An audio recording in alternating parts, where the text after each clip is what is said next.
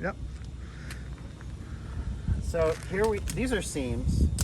This roof is constructed with what's called a mineral surface cap sheet. Pretty typical. And obviously it's applied with hot tar. What's immediately notable is if this is a 7-year-old roof, you should not see the fiberglass, that's what this is, at all. That's impossible.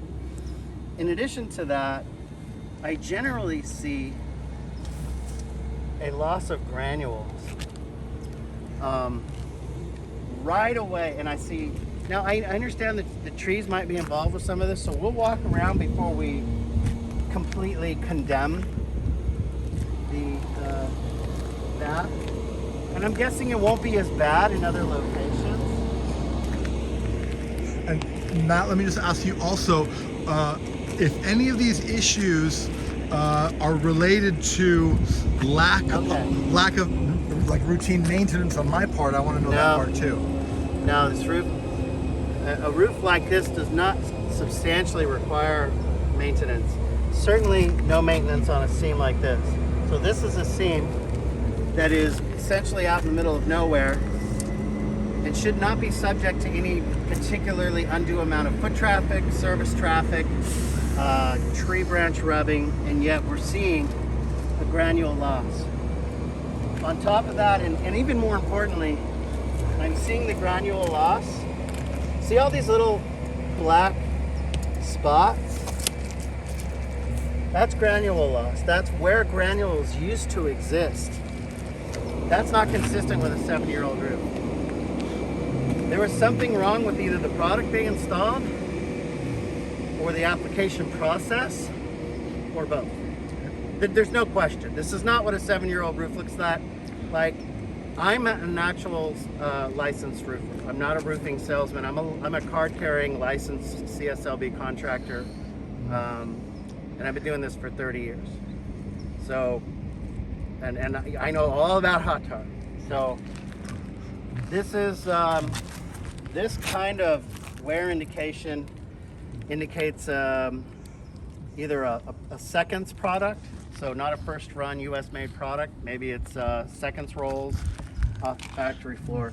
But, and we know that if we're taking the view of Occam's razor, we're going to say that we know that there were some application issues. The reason we know there were some application issues is because the membrane's failing in various different locations, many locations throughout the roof. So let's walk around that way. Yep. Nice view up here. Don't get to get up this high that often.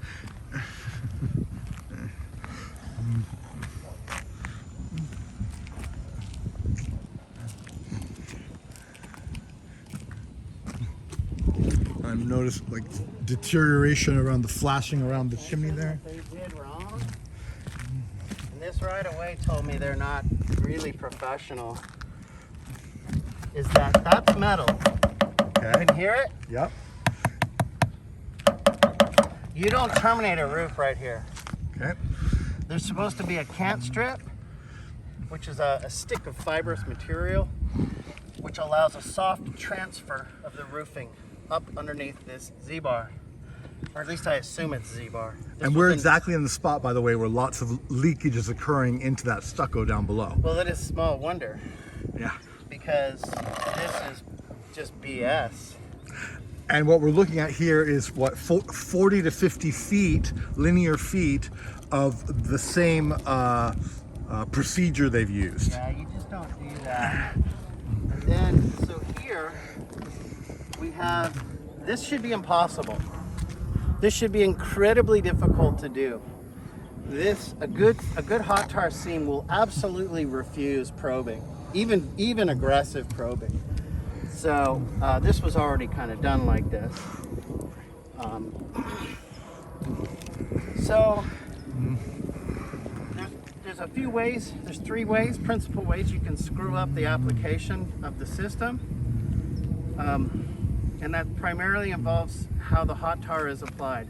It's either underheated, overheated, and or not enough is applied. So we look for evidence of that with inconsistent bleed outs. So a proper hot tar roof, and it's hard to see this, but here, this is a bleed out. You see this line right here? Here's the end of the membrane, this straight line. This is hot tar, and they took extra kitty litter and broadcast it into the melted tar to make that go away. And that's proper, that's fine. You don't have to do it, but it's nice. The point is, there's supposed to be a consistent squish of hot tar that bleeds out from all seams. You can see it here. See, this is bleed out. Here's the end of the membrane. Consistent, proper bleed out indicates they use the right amount of hot tar. It doesn't tell you whether or not they underheated it or overheated it, but it does tell you if they used enough. There's no bleed here. Here we have bleed. Back to no bleed. Let me just try to get a close up on that one. Yeah. Show me the area. Well, where I'll show you a better spot. Look here. This is because there's granule loss here. You can actually see there's a tiny little bit of bleed and then no bleed. Bleed, no bleed. Bleed, no bleed. But it should be more than that. This is actually sitting proud, and yeah. So anyway, that's not proper. Any pro roofer will tell you you have to have a consistent bleed along all the seams. I do want to mention also, by the way, that I paid extra money after the roof was installed 2 years later, I think. Yeah, oh, take that I'm off. about ready to pass out. Yeah, I'm yeah, like, why am I about ready to pass take out? it off, take it off. I paid them extra money to address sloping on the roof because there was so much pooling, and yet look at all the pooling we have. Is this a normal amount? Is this an acceptable amount? It's not too bad. Okay. It is very difficult. I'll give them a pass. I mean, flat roof, yeah. It is very difficult on a broad, flat roof like this to eliminate ponding. You can mitigate it, Ponding, yes. but eliminating it is troublesome. Okay. You Fair have to enough. build up so much over there, Right. to end up with enough slope to get all the way. Yeah. So, for example, to get this water over there, I'd have to start probably 1, 2, 3, 4, 12, 13 feet. So I need to start with about approximately 3 inches here so that I can descend to 0 at the edge. Well, that's problematic because this area, this line right here has to remain a certain distance off the roof deck.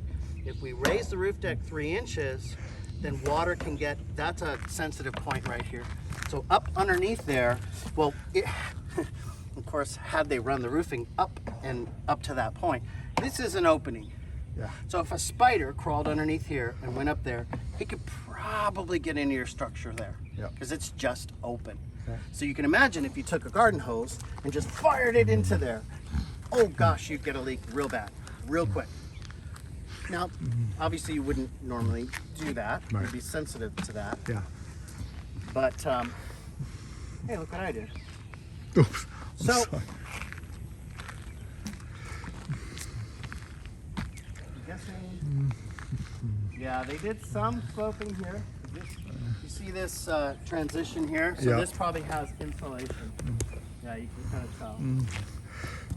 So they built this up with insulation, either polyisocyanurate foam or carbon impregnated fiberboard, that sort of thing.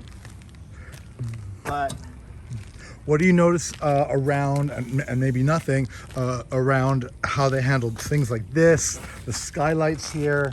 yeah, there's a big buckle here. That looks proper, Okay. but this is indicative of improper hot tar application and or base sheet application. And probably because they did foam here, probably didn't properly attach the base sheet. And if you don't nail it enough, after you've applied the hot tar and it gets a couple of annual cycles, it'll contract and pull the base sheet and cause buckles. So this is that's really bad.